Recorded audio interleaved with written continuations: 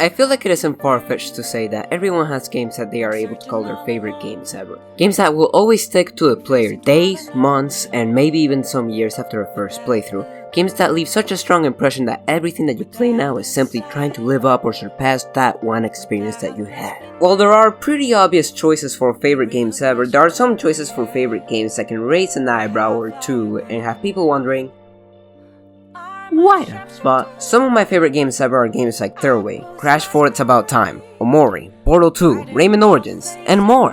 However, there is one game that I always mention that is always followed by either a hear me out on my end, or a are you serious my brother from friends and others. And that game is none other than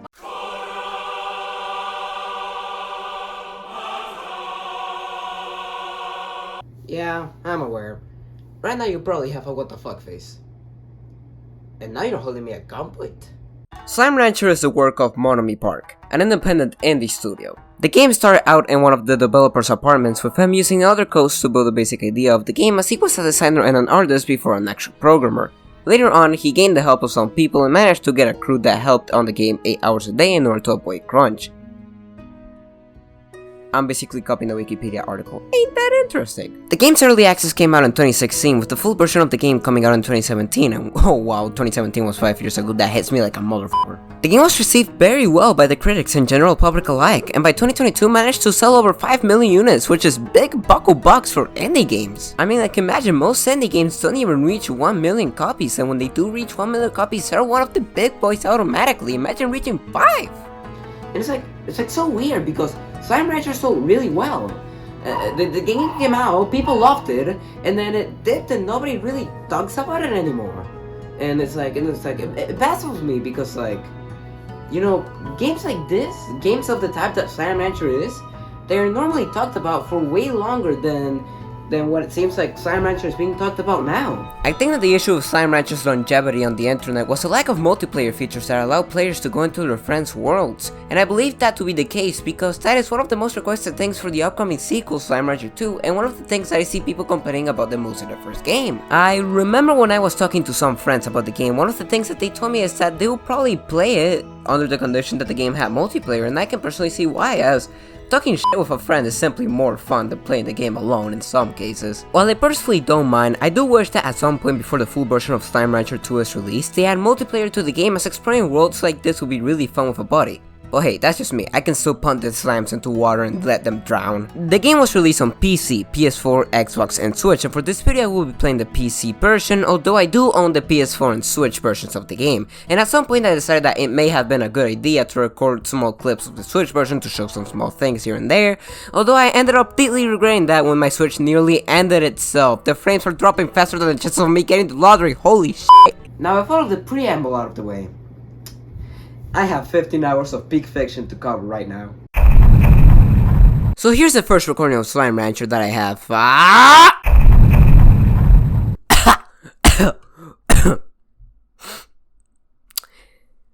So here's the first recording of Slime Rancher that I have. This is gonna be great.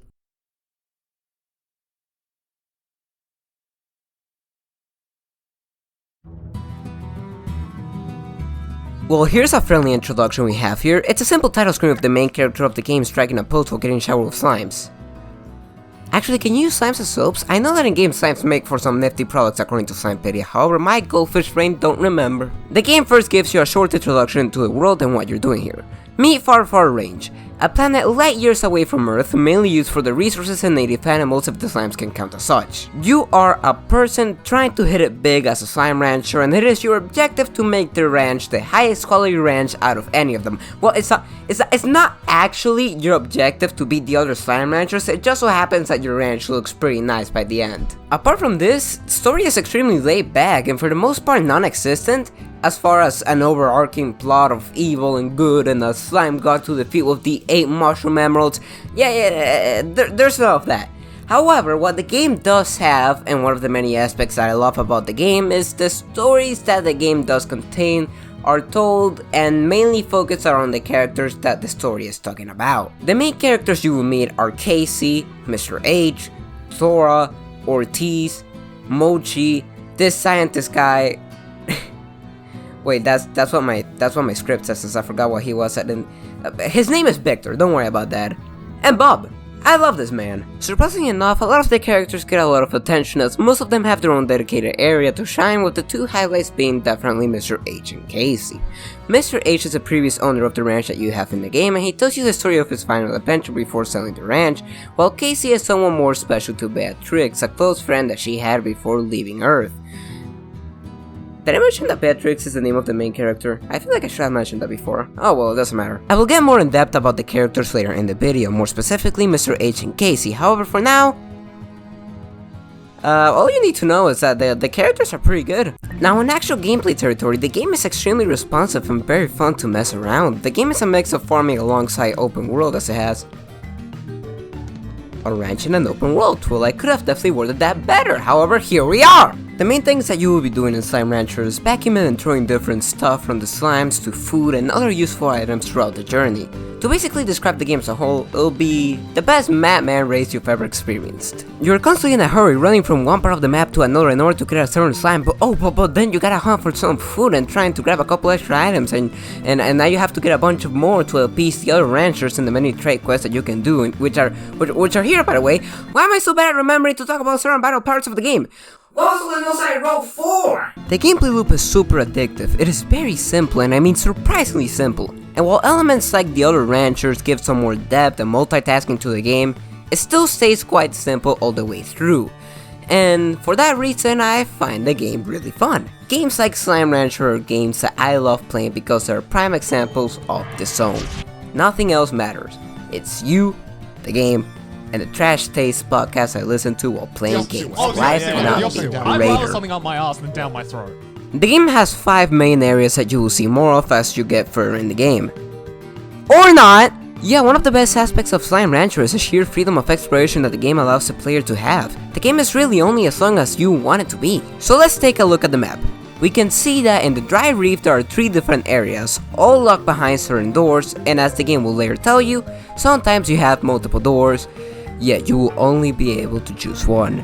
2 of the doors lead to different areas, while another one leads to another section of the Dry Reef that connects to one of the ranch expansions, allowing for an early look at the ranch expansion, and another whole area behind one of the Corto slams. I will talk about them later. Give me a second to unpack! The other areas lead to different areas, all with sub-areas and new areas which expand the world and allow the player more opportunities to explore. The player could also focus on the ranch expansions first, or even try to open the lab before any other area. Those sick The best aspect of Slime Rancher is easily the mystery. It's its biggest strength, and the first damn area immediately feeds you in on that. And even better is the fact that Slime Rancher gives you the freedom to explore it how you want.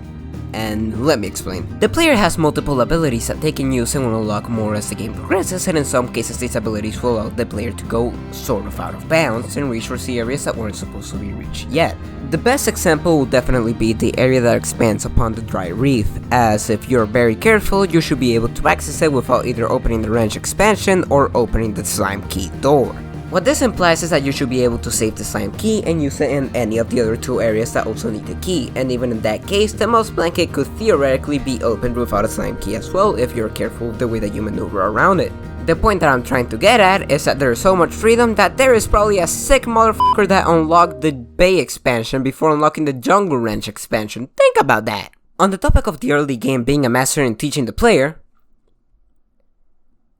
the early game is a master at teaching the player how to play the game! First of all, bless up for having the tutorials not only be skippable but being able to be deactivated. I am still waiting for this goddamn series to learn how to do that. But secondly, after you learn the basic movements in the first area and you go out into the Dry Reef, boom! Slimes come out of a hole. Boom! Hands come out of a hole as well, and this game has a cup! And a bit further back you see fruit growing from plants, and that tells you that you have to watch out for vegetation. And just to start, the slimes will go for the food on their own, so that tells you that these things from 2016 videos are very hungry. And now the moment of truth. You go a bit further into a Dry Reef, look into a distance and see a big boy, and based on all the knowledge that you've gotten, you feed it once. Give me the plorts, damn it! Try feeding it some more. Just a little more. Slightly more? Oh, just shove all the food that you've gotten onto that point. Oh, there we go. Slime murder, yay! And that's a key. You grab it, and then the high IQ music plays in your brain. Wait a minute, the doors have keyholes! Boom! The game just told you how to beat it, and you didn't even have to do anything past the main area. This game is brilliant! Holy shit, I forgot to talk about the actual wrenching mechanics in the game where half the namesake is just that. The main thing that you will do in the wrench is making a collection of all the slimes that you have collected, plus the other resources you will inevitably feed to the slimes in order to gain their plorts. Now what is a plort? Sell my stock, damn it! I need to invest in boom! The plorts will be the main way in which you make money in the game, and the only way to get them is by feeding the slimes, and I could definitely make a joke about having slime shit be profitable, but honestly I'm pretty sure that that's already a real thing in real life, so I might as well shut up. The plorts will also be used in the lab, however at this point I haven't unlocked it yet, so I won't go too far into it just yet. Guess who forgot to talk about the lab? Well, in that case, if I'm not going to talk about it any later in the video, I might as well talk about it now, and even though the reason I probably forgot is because I didn't use it a lot in the actual gameplay. In the lab, you unlock it after spending a whole 10,000 Bako coins, and in the lab you can put a bunch of different materials, and with them you can buy different things, items, and you can craft them. And they'll be of plenty of uses. You can make teleporters, which I remember using in my Switch version. You can notice it's a Switch version because my Switch is probably burning. You can also make some nifty like decorations. You can put a pink slime. That looks cool. What the hell? The lab is overall a pretty cool place, and it's definitely not necessary to beat the game, as both in my first playthrough in the PS4 and in this playthrough I didn't really take a lot of time into it. However, it's still really cool, and it gives I don't want to do another take. It gives off a lot of longevity to the game. Okay, there we go. It's off. Back to the video. Around my second recording session, I was already more or less accustomed to the flow of Slime Rancher, and I was able to explore the second area of the game known as the Indigo Quarry, in which you will see a lot of the new slimes, and I feel like it's finally time to talk about those little bad boys. The slimes are basically the everything of the game, and they are the most adorable little guys. I mean, look at them, they're always so joyful, and I can't help but smile every time I see one of them unfortunately fall into the water thanks to someone. There's a bunch of different types of slimes which come in a lot of different shapes and sizes, and a lot of them are surprisingly dangerous to most humans. I mean, tabby slimes and slimes of that kind are generally fine, but this motherfucker has nuclear poisoning. Am I playing Slime Rancher or am I playing Fallout, for God's sake? The rock slimes and crystal slimes are spiky bastards all around, and the boom slimes straight up explode on your face. Yeah, slimes don't play around, they will beat you bad, and you definitely are going to get used to it. I've already talked about the Gordo slimes and how they give you keys, however a bit less fat are the Largo slimes, which are the result of crossbreeding. Well, I mean, I'm right, they happen when one slime eats the plort of another slime, however you do gotta be careful with these guys, because if they need another plort that isn't from their type, well, they become a bunch of rainbow vomit. Oh.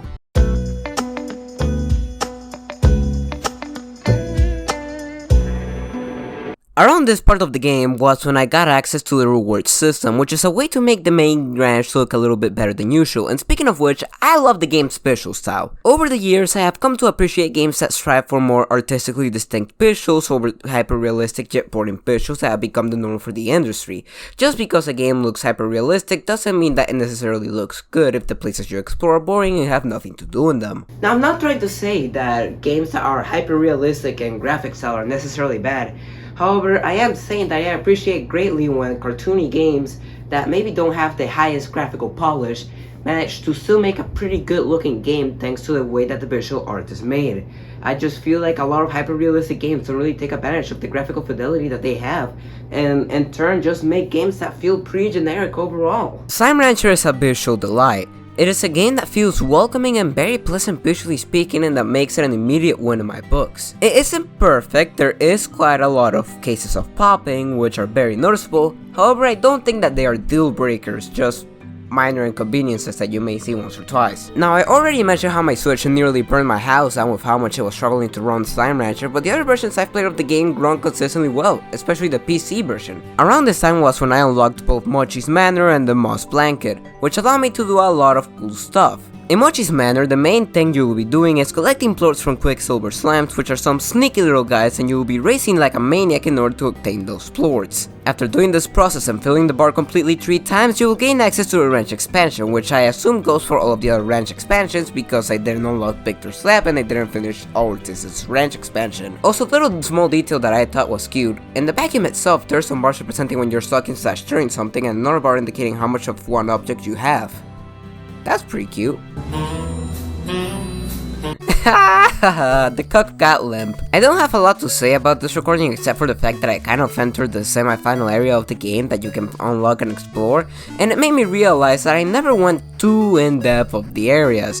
Every single one I found very unique and filled with their own little secrets to explore. Every corner feels like there's probably something around there that will help you, and that's just another reason to constantly explore.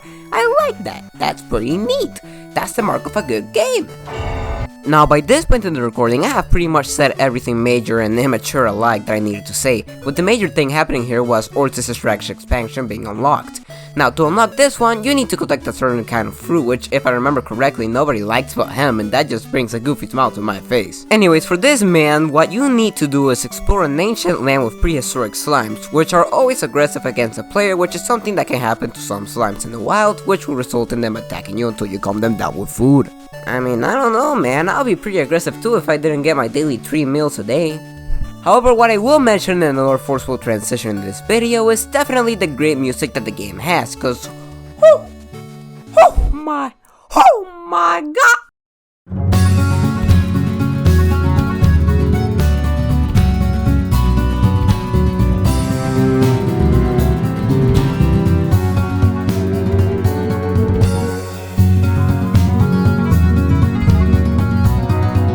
The game uses what I can only describe as a one-man Chaco may say, childlike wonder. The childlike wonder. Guitars and other string instruments are the bread and butter of the soundtrack, as they are the ones that set the tone of the areas the best. The string instruments can represent familiarity, excitement, adventure, or I don't really know the right word here.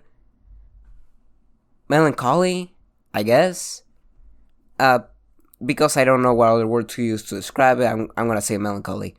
Either way, the string instruments are used to set the tone in the game a lot of the time. You notice this the most when you hear the day, night, and relaxed versions of the areas in the game. During the day, the game places multiple instruments alongside the string instruments like what I believe to be a harmonica in the wrench and the dry reef,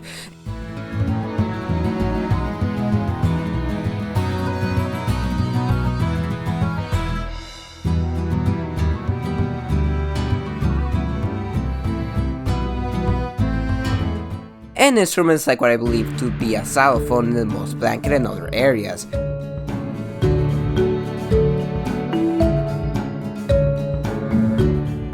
But whenever the relaxed version comes, the themes suddenly become, relaxed, and mainly use the string instruments while leaving the other instruments more on the background as supporting instruments. I said instruments a lot. I should find a synonym for that. Implement, tool, utensil, device, apparatus, contrivance, gadget, contraption, appliance, mechanism, gizmo! Using the Moss Blanket as another example, the xylophone stays in a song, but it's way more relaxed and put on the sidelines in order to highlight the slow guitar playing in its place.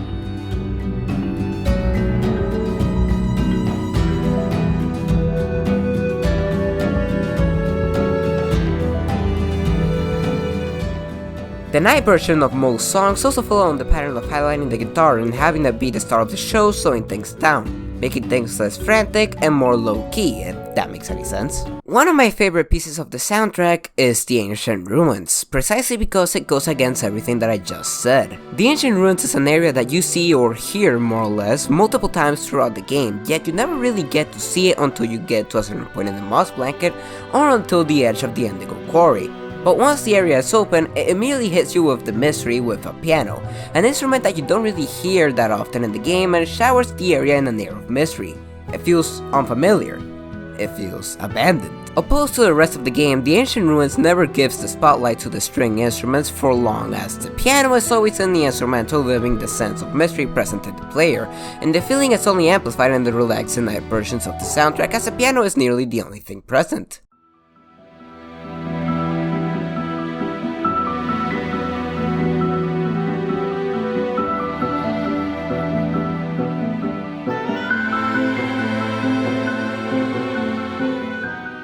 During the day, the ancient ruins are unfamiliar, symbolized by the piano, yet the moment the ruins open up, it's an exciting discovery ready to be explored, symbolized by the string instruments. However, that feeling isn't there in the other versions, showing how during those times where you aren't there, the night, the place is truly alone, unfamiliar, dangerous. The game, throughout the entirety of its runtime, it tells stories this way, with the soundtrack. And for the final example, I'm going to use the soundtrack that forced me to do the transition into talking about the soundtrack. It's time to talk about the wilds. The soundtrack from the get-go hits you with some sort of drum, and it hits you with the xylophone alongside the guitar and other instruments. The xylophone and the drums make it sound adventurous, with a similar air of unfamiliarity to the ancient ruins, but faster paced, making it seem less melancholic and more happy-go-lucky. Meanwhile, instruments like the violin also serve the purpose of giving the place some grandiose, like this is truly a great land and now it's your turn to explore it, so go wild. Just not like the animals, because goddamn, combine these elements and you get yourself an excellent soundtrack that truly reflects a land of times long gone. How the hell am I not able to talk about any other game in this much detail, but I can easily do it for the Funny Slime game? Why am I the hype guy? How am I easily able to talk about anything? How am I not able to easily talk about any other game in this much detail, but I'm able to be the hype man of this slime game?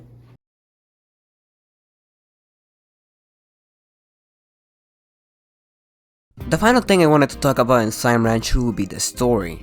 The main stories are that of Casey and Mr. H, both of them oddly intertwining and leaving a surprisingly deep message, if a bit basic to some people. Casey's story mainly has to do with them telling different stories to Beatrix during the times before she moved to Far Range, and mostly are there to highlight how different Bea and Casey are from each other. While Bea is energetic, Casey is not as energetic as she is, quite the polar opposite. And clearly now they're both trying to pursue what they want to pursue and what makes them happy. In the case of Mr. H, he tells you many different stories about the times when he was at the ranch, and eventually the story on how he fell in love. He tells many different anecdotes for all the places that you visit in the game, all the slimes that are there, talks to you about every slime and everything of worth in the area. However, at some point in the travel, he fell in love. The person who he fell in love with, it's actually someone that you see in the game. It's another rancher called Thora, which is, I find pretty cool. There came a point to where before he was fine with exploring by his lonesome, but after a while the company simply felt much better to him. And during the final couple of messages, he talks about his journey in discovering an artifact in the glass desert never before used, and it could potentially allow him to travel to space and time. But that will come at the cost of probably not being able to come back to where he was the most comfortable at, with the person that he loved. So when the moment of truth arrived, he packed up all ready for a new adventure, but instead stopped himself and decided to sell the ranch and move in with Thora. The main theme of the game, what every character is indirectly contributing to, is to the message that you should do what you want. You should do what makes you happy. Both Casey and Mr. H always pursued what they wanted to do the most, and when looking at all the side characters, the story repeats itself to some extent or another. Mochi starts doing what makes her happy and not simply do it because her father was the company manager. Or T started being a slime rancher because he was tired of people on Earth not using actual organic products and he wanted to make a difference in that. And I still didn't get to Victor's slap, can you tell? And even the player himself, Beatrix, she wanted to come to Far Range. She wanted to be a rancher because it was what made her happy. And the biggest exhibit of them all, the slimes. Slimes are always happy. They will always carry the goofiest smile you can imagine. They are always joyful. They are always doing what they want to do. I mentioned earlier in the video how Slime Rancher was one of my favorite games ever, and I completely stand by that. Everything that this game does makes me like it more and more when I decide to play it again. Mr. H. Really late in the adventure mentions that sometimes life will give you 2 or more doors, but sometimes you'll only be able to go through 1. And I understand what he means now. Life will force you to drift apart from people, meet new friends, do the things that you want to do or maybe not want to do. However, when life gives you 2 doors, always choose the one that makes you happy. That is the truth behind Slime Rancher. Oh yes I do.